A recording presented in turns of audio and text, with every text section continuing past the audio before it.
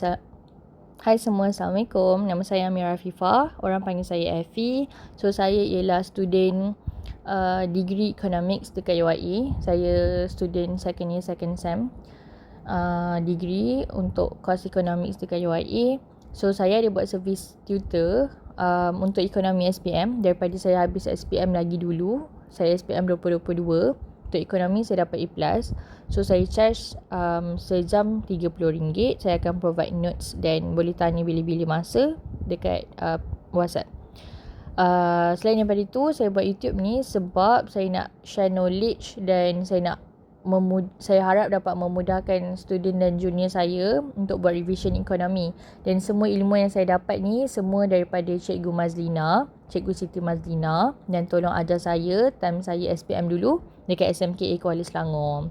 So kalau ada yang saya tersalah ajar atau tersilap ataupun korang nak tanya apa-apa, do let me know dekat komen, okay? Okay, so sekarang kita sambung trial Melaka part 2. Okay, soalan 11. Gambar berkaitan keanjalan harga penawaran. Okay, so keanjalan harga penawaran ni dia nak tahu barang yang ditawarkan tu anjal ke tak. Okay, macam nak tahu penentu keanjalan harga penawaran ialah dekat page 106. So ada 6 penentu keanjalan harga penawaran. Yang pertama ialah tambahan kos. Okay, tambahan kos ni nak tahu. Okay, so sebelum tu barang anjal ialah barang perkilangan. Okay, barang yang perlu dihasilkan daripada kilang. Apa contohnya? Contohnya kipas, lampu, aircon, mesin basuh. Okay, apa-apa yang perlu dihasilkan daripada kilang. Kalau tak anjal ialah barang tak anjal ialah barang pertanian. Barang pertanian tu apa? Barang pertanian tu apa-apa yang perlukan servis petani, okay, kena penanaman semua. So contohnya macam beras, buah, sayur. Okay, so apa yang berkaitan dengan manufaktur. Okay, so sebelum tu kita tengok dulu ada 6 penentu keanjalan harga penawaran. Yang pertama tambahan kos. Maksudnya untuk hasilkan stok yang baru, kos tu tinggi ke rendah. So kalau anjal, kos dia rendah je. Tapi kalau tak anjal, kos dia tinggi.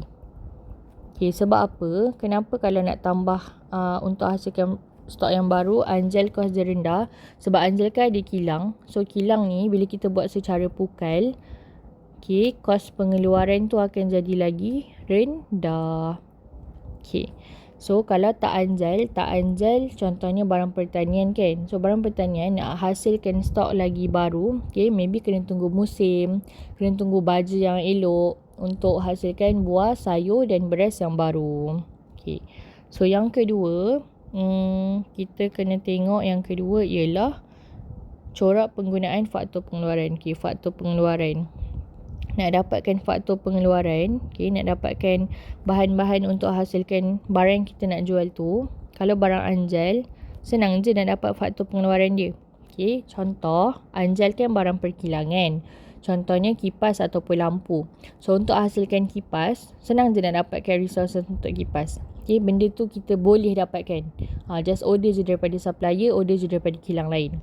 Tapi kalau barang tak anjal, okay, susah kita nak dapat faktor pengeluaran dia. Sukar. Sebab apa? Sebab buah, sayur dengan beras ni dia bergantung dekat natural resources. So tengoklah availability untuk natural resources tu. And then ruang untuk penanaman, bergantung kat musim juga. Okay. So yang ketiga ialah faktor jangka masa. Jangka masa. Okay, jangka masa ni ada belajar dekat form 4 bab 4 kan dalam pengeluaran. Jangka masa panjang dan jangka masa pendek. So kalau anjal, dia dalam jangka masa panjang. Kalau tak anjal, dia dalam jangka masa pendek. Tak anjal, jangka masa pendek. Alright, yang keempat, apa yang menentukan barang tu anjal ke tak ialah bilangan firma dalam pasaran. So, kalau anjal, ada banyak firma yang jual barang tu. Okay, contohnya apa? Contohnya macam kipas lampu kan. Ada banyak company. Ada banyak company jual barang perkilangan ni. LG, Lion, Samsung, Panasonic, apa-apa. Maksudnya ada banyak pilihan untuk barang perkilangan. Firma dia ada banyak. Tapi kalau tak Anjal, firma dia ada sikit je. Okay, sikit je company, sikit je firma yang jual beras, buah dan sayur. Okay. Yang kelima, mobility faktor pengeluaran. So, mobility faktor pengeluaran tu maksudnya kebolehan, ability untuk faktor pengeluaran itu digerakkan. So, kalau Anjal, faktor pengeluaran dia mudah je dipindahkan. Okay, so untuk buat mesin, faktor pengeluaran dia kan kita perlukan mesin kan. Sebab dalam kilang ada mesin untuk buat kipas, untuk buat lampu. So, mesin senang je dipindahkan. Tapi kalau tak Anjal, okay, tak Anjal contohnya apa? Tak Anjal barang pertanian. Contohnya beras, buah, sayur. So, ni perlukan ladang, perlukan pokok, perlukan tanah yang luas. So, kan susah nak pindahkan tanah, pokok. Okay. So, yang keenam, apa yang menunjukkan, menentukan barang tu Anjal ke tak dari segi penawaran ialah stok atau inventory dia. Okay, stok dia. So, kalau Anjal ada banyak stok. Kenapa ada banyak stok? Sebab katalah kipas habis kan. Kipas kat mall habis. So, company yang jual kipas tu, katalah Harvey Norman kan. Harvey Norman jual fridge, jual TV. Okay, so katalah kalau stok dekat Harvey Norman habis, diorang akan produce more dekat kilang. Sebab barang perkilangan kan ada kilang. Kan dia hasilkan daripada kilang. So, kalau barang tu habis, just produce je yang baru dekat kilang. Tapi kalau barang tak Anjal, stok dia sikit je. Sebab apa? Sebab stok tu bergantung dekat musim, bergantung dekat natural resources, bergantung dekat keadaan semasa. Okay? Sebab tak Anjal kan barang pertanian macam beras, buah, sayur. Dia bergantung dekat benda-benda yang semula jadi. Macam ni macam di luar kawalan sikit. Tapi kalau barang perkilangan, kita yang kontrol kilang tu. Kita yang kontrol mesin tu. Okay, so ada banyak lah stok. Sebab just kalau habis, hasilkan je dekat dalam kilang. Okay, so untuk soalan ni ialah periuk nasi kan. So, ni ialah perkakasan. So, perkakasan ataupun alatan ialah barang Anjal. Sebab nak hasilkan rice cooker ni perlukan mesin, perlukan kilang kan. So, ni ialah barang yang Anjal. Okay, so tengok A, bilangan firma dalam pasaran sikit. Okay, salah.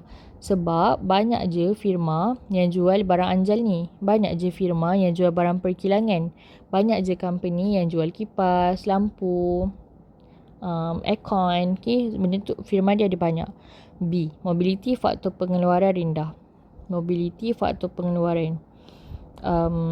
Salah lah. Mobility faktor pengeluaran tinggi. Okay, senang je nak pindahkan dalam kilang bahan faktor pengeluaran dia. Kalau ada mesin, senang je nak pindahkan mesin. Okay, berbanding kalau tak Anjal, beras, buah, sayur kan bergantung dekat tanah, bergantung dekat pokok. Okay. C, tambahan kos pengeluaran besar. Okay, ni faktor tambahan kos, faktor pertama ni kat sini, tambahan kos. So, kalau Anjal nak tambah stok baru tu murah je. Kenapa? Sebab Anjal kan barang-barang perkilangan. Barang perkilangan, dia ada mesin. Okay, dia boleh buat secara pukal, secara berskala besar. So, bila berskala besar, kos pengeluaran rendah. Okay, so tambahan kos pengeluaran ialah rendah. Okay, so C salah. Okay, D pula wujud dalam jangka masa panjang. D wujud dalam jangka masa panjang. Jangka masa panjang Anjal. Betul lah. Okay, so korang boleh refer page 106. Okay, baca balik page 106 ni. Tengok satu-satu apa beza dia. So, ada 6 faktor yang menentukan barang tu Anjal ke tak untuk bahagian penawaran. Tambahan kos, faktor pengeluaran, jangka masa, bilangan firma dalam pasaran, mobility, faktor pengeluaran dan stok atau inventory. Okay, so kita tengok soalan next.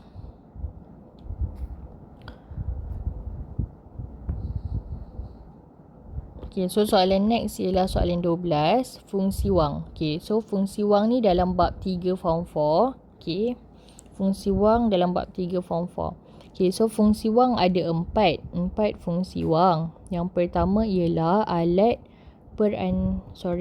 yang pertama ialah alat perantaraan pertukaran.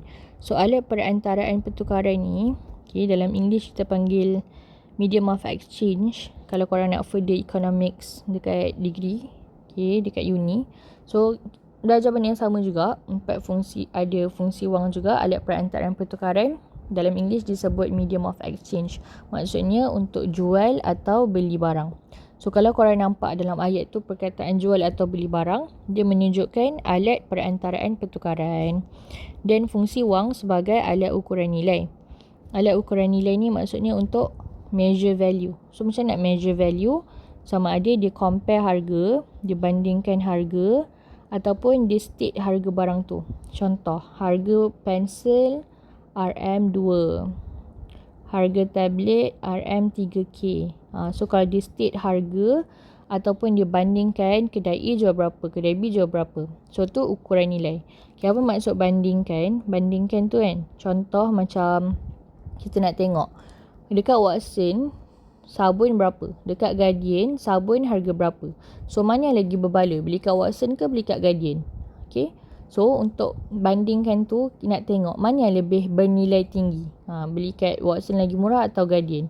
So untuk benda yang sama tapi bandingkan harga dulu, maksudnya tu ukuran nilai. Kita nak ukur nilai mana yang lebih berbaloi untuk dibeli. Yang ketiga, alat bayaran tertunda. Apa maksud alat bayaran tertunda? Bayaran tertunda ni maksudnya ialah bayar secara installment. Okay, ansuran bulanan. Contohlah dia kata ansuran bulanan bayar kereta 500. Ansuran bulanan bayar rumah 1,500. Okay, contoh.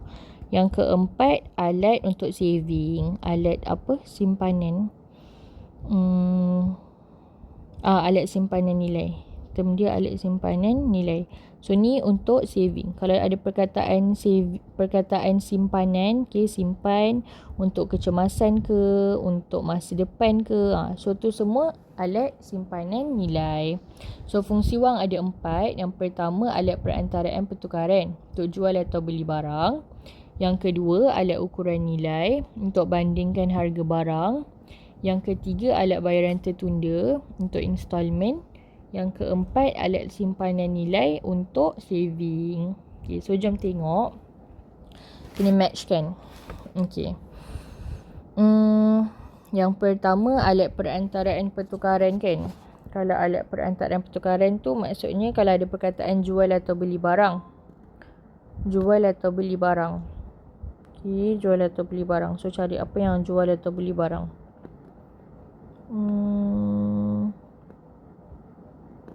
Jual atau beli barang, pembelian barang ni lah, pembelian barang tanpa memerlukan kehendak serentak. Masalah kehendak serentak ni disebut sebagai double coincidence of wants. Double coincidence of wants maksudnya ni dalam sistem barter lah. Disebabkan kelemahan sistem barter, ada masalah double coincidence of wants. Maksudnya macam orang tu nak ikan dan kita nak ayam, dan trade antara ikan dan ayam. So benda tu masalah lah, sebab ikan harga lain, ayam harga lain, and then quantity gram pun lain. So alat perantaraan pertukaran kalau ada perkataan beli. So X ni untuk yang pertama. Okay, yang pertama ni dekat X. Yang kedua, alat simpanan nilai. Simpanan nilai ni untuk saving. Okay, saving. So kalau dia kata ni pemilihan deposit tunai. Deposit tu maksudnya duit kita lah. Masukkan simpan duit. Deposit simpan duit ke atas institusi kewangan. Institusi kewangan tu refer pada bank. So ni saving lah ni. Dia saving. Alat simpanan nilai. So ni untuk yang kedua. Ni Z. Okay. Yang ketiga, alat bayaran tertunda untuk bayar installment. Ni. Installment. Ansuran. So yang ketiga ni ialah Y. Ni yang ketiga. Okay. Next untuk W, alat pengukur nilai, penetapan harga mengikut kualiti dan spesifikasi barangan. So ni untuk di measure kat mana lagi berbaloi. Okay, untuk barang yang sama. So IV dengan W. Ni dua ni. Okay, so jom tengok mana yang match. Yang pertama A dia kata I dan W salah. I dengan X kan tadi. So salah. Okay, B nombor 2 dan X. Nombor 2 dengan Z bukan dengan X. Salah. Nombor 3 3 dengan Y. Okay, betul. Nombor 4, IV dan Z. Salah. IV patutnya dengan W. Okay. So, ingat ada 4 fungsi wang. Perantaraan pertukaran. Kalau nampak perkataan jual atau beli. Ukuran nilai untuk bandingkan harga. Okay, ataupun kalau dia state harga. Pensel RM2, tablet RM3K. And then bayaran tertunda untuk installment. Alat simpanan nilai untuk saving. Nombor 13. Maklumat berikut berkaitan dengan fungsi bank perdagangan kepada pelanggan. Okay, fungsi bank perdagangan. Bank perdagangan ni ialah swasta lah, milik swasta. Maybank, RHB, CIMB, Public Bank, apa-apa yang bukan kerajaan. Okay. So, syarikat menggunakan perkhidmatan bank untuk membuat bayaran gaji. Okay, so ni dalam ekonomi, dia selalunya akan tanya 3 benda ni je tau. So, debit langsung, bid kan, refer kepada bill utility. Okay, and then pindahan kredit untuk gaji staff, perintah sedia ada untuk installment kereta. Setiap bulan kita dah suruh dah bank tu bayarkan kita punya installment kereta. Okay, so biasanya memang masuk 3 ni je. Okay, so saya selalu cakap kat student, 3 ni je yang selalulah masuk, selalu keluar kat pasir paper macam ni lah. Debit langsung, bid kan, bid, so refer kepada bill. Kalau pindahan kredit untuk gaji staff, perintah sedia ada untuk installment. So, setiap 25 hari bulan. So, maksudnya setiap hujung bulan dah suruh dah buat membayar gaji. Okay, gaji. So, ni gaji staff kan. Okay, gaji setiap berapa hari bulan. So, gaji staff ialah pindahan kredit B. Next, 14, satu jenis pekerjaan. Okay, so ni dia nak tanya pasal sektor ekonomi lah. So, sektor ekonomi ada 3. Yang pertama ialah daripada bahan mentah. Contohnya pertanian, perikanan. Okay, pertanian, perikanan, pengkuarian. Apa-apa yang daripada bahan mentah, apa-apa yang memang daripada sumber alam lah. Sumber utama, sumber alam. Okay. Yang kedua ialah kalau ada perkataan pembinaan atau apa orang panggil tu? Pembinaan dengan pemprosesan. Perkataan proses dan pembinaan. Okay. So, kalau sektor ketiga ialah sektor perkhidmatan. So, saya selalu fikir sektor ketiga ni cari je yang kerja dalam aircon. Senang, cari je yang kerja dalam aircon, sektor ketiga. Kalau yang kedua ni biasanya kat kilang lah, nak bina, nak proses. Okay, so ni gambar terang-terang pertanian. Okay, sebab nak buat beras sawah padi. So, kalau A menyerap guna tenaga yang tinggi, membekalkan sumber bahan mentah. Mestilah bukan. So, guna tenaga yang tinggi ni dekat sektor ketiga. Dekat sektor perkhidmatan, ramai sangat orang kerja kat sektor perkhidmatan untuk doktor, engineer, lecturer, takaful, penjaga hotel, cashier, waiter. Tu semua perkhidmatan. So, kat sinilah guna tenaga tinggi. Ramai orang bekerja kat sini. Okay, guna tenaga dia tinggi. Okay. So, mestilah membekalkan sumber bahan mentah. Yes, betul. Yang C, melibatkan aktiviti pemprosesan barang. So, kalau proses dekat sektor kedua. Okay, D, merupakan sektor pelengkap dalam pengeluaran. So, pelengkap ialah sektor ketiga lah. Pelengkap dalam pengeluaran. Tak sure. Either 2 atau 3. Okay, sorry. So, untuk gambar ni, pertanian. So, bahan mentah terang-terang lah sektor pertama. Kalau sektor kedua, korang ingat je pembinaan atau pemprosesan. Kalau sektor ketiga, korang ingat je perkhidmatan. Ataupun saya selalu fikir orang yang kerja dalam aircon. Confirm sektor ketiga. Next, 15. Pilih pasangan jenis pendapatan individu. Okay, jenis pendapatan ada 2 tau. Pendapatan produktif dengan tidak produktif. Produktif maksudnya Okay. Produktif maksudnya work hard earn money. Okay. Ni ialah produktif, ni ialah hard earn money. Apa tu hard earn money? Kena bekerja keras baru dapat duit. Contohnya, okay, hard earn money ni ada 5. Lagi satu kalau tak produktif, Tak produktif maksudnya goyang kaki, duit masuk. Apa yang goyang kaki, duit masuk? Ada satu je, iaitu bayaran pindahan. Bayaran pindahan tu ialah goyang kaki, duit masuk. Maksudnya tak payah buat apa-apa, duit masuk. Contohnya, duit belanja daripada parents, ataupun scholarship, ataupun subsidi, ataupun pencen. Okay, tu bayaran pindahan. Okay, dia tidak menyumbang apa-apa dalam ekonomi. Duit dapat daripada tak payah menyumbang apa-apa. Duit belanja daripada parents, scholarship, subsidi dan pencen. Okay, kalau hard earn money ni ada 5 tau. So hard earn money ni ialah orang yang bekerja, menyumbang something lah dalam ekonomi. So untuk tanah, dia sumbang, dia akan dapat sewa. Buruh sumbang, tenaga buruh fizikal dan mental akan dapat upah. Tanah buruh modal akan dapat faedah. Usahawan akan dapat untung. Usahawan dapat untung. Okay, lagi satu, orang yang main saham, dia akan dapat dividen.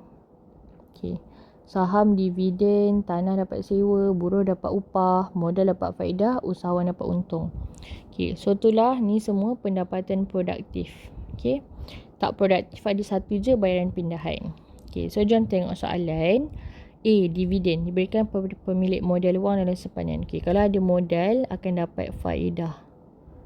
Okay, kalau dividen ni dapat untuk orang yang main saham, salah. Okay, B. Faedah diterima kerana memberi hak penggunaan kepada orang lain. Kalau dia kata bagi hak penggunaan kepada orang lain, ni maksudnya tanah. Dibagi hak penggunaan tanah tu maksudnya sewa kepada orang lain.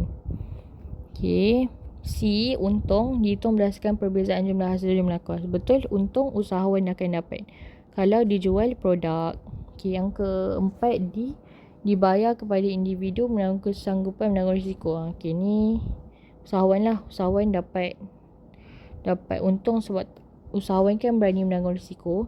Kalau upah sepatutnya dibayar kepada buruh sebab sumbang tenaga fizikal dan mental. 16. Apa pasangan yang betul? Okay. So keperluan dalam ekonomi ada 3 je. Makanan dan minuman lah, tempat tinggal dan pakaian. Okay.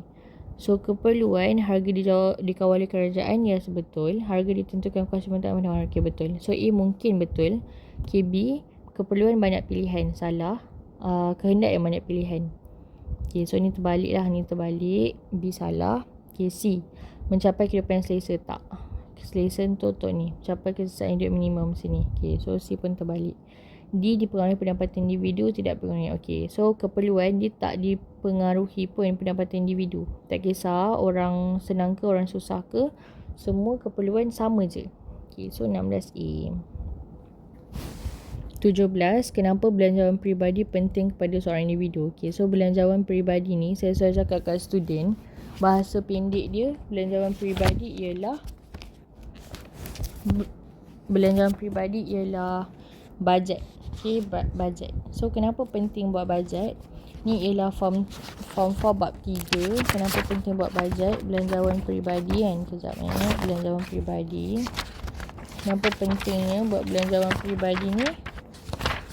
Supaya jadi 5 tak silap. Yang pertama, elakkan inflasi, dan membantu individu menabung. Ni. Okay, so boleh refer page 185. Okay, apa yang pentingnya bajet? Untuk individu mendahulukan perkara penting. Untuk mendahulukan necessities, and then untuk individu saving. And then yang ketiga, nak selaraskan pendapatan dengan perbelanjaan. Pendapatan kena selaras dengan perbelanjaan. Jangan overspend. And then elak hutang. Dan yang kelima, untuk kawal inflasi. Okay. So kenapa belanjawan peribadi penting? Selaraskan pendapatan mengikut perbelanjaan. Okay. B. Dia tak menjamin pun semua keinginan dapat dipenuhi. Tak. Bolehkan individu memperoleh perluasan cukai? Tak. Dia bolehkan individu dapat saving. Okay. D. Membantu individu mengurus kewangan dengan berkhidmat. Yes, menyelaraskan pendapatan ikut perbelanjaan. Terbalik kan? Patutnya selaraskan pendapatan ikut perbelanjaan. Sorry. Yang ini salah. Sebab dia terbalik. Patutnya selaraskan perbelanjaan ikut pendapatan. Perbelanjaan yang kena ikut pendapatan. Okay, perbelanjaan kita kena bergantung kat pendapatan kita. So kalau pendapatan 10k, belanja ikut 10k je lah, jangan belanja lebih. Okay, tapi ni terbalik. Patutnya perbelanjaan yang ikut pendapatan. Sorry. So ayat dia terbalik. So D lah yang betul. Membantu individu mengurus kewangan dengan berhemah supaya dapat buat saving. So inilah 5 kepentingan buat bajet. Untuk necessities, untuk saving, selaraskan perbelanjaan dengan pendapatan, elakkan hutang dan inflasi. 18. Satu bentuk pelaburan ni ialah apa orang panggil logam berharga. Emas lah, logam berharga. Okay. So pasal risiko keseimbangan pulangan ni, saya pun untuk ni saya tak mahir.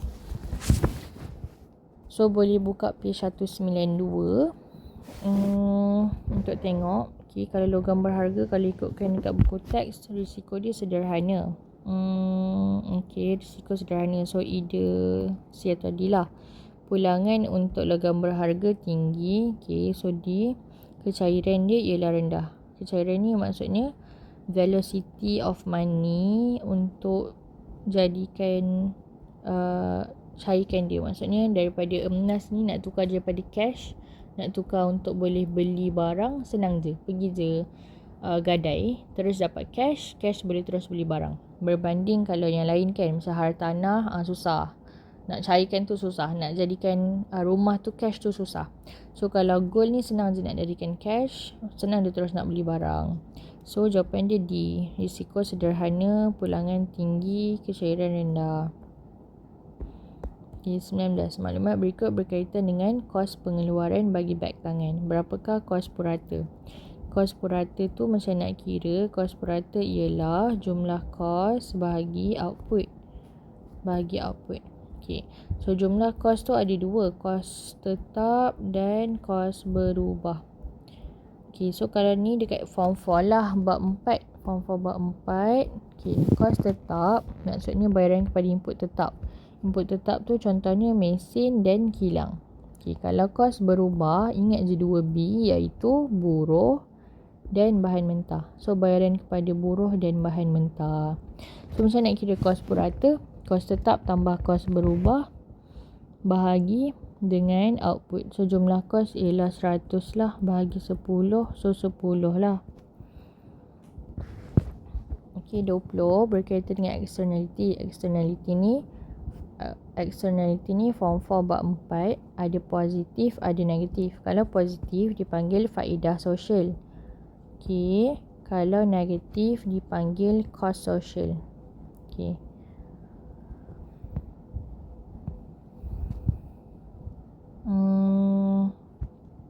Kos sosial. So cari benda yang negatif. Okay.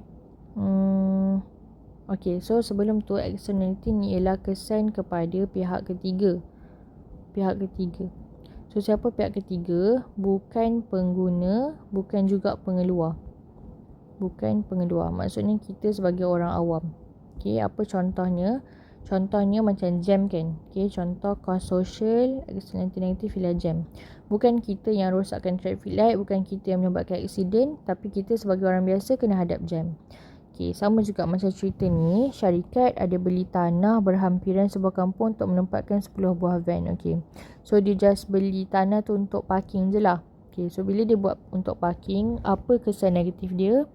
Tengok A, belanja operasi syarikat meningkat. Okay, ni memanglah belanja meningkat, tapi ni kesan kepada syarikat tu. Okay, externality ni ialah kesan kepada orang awam.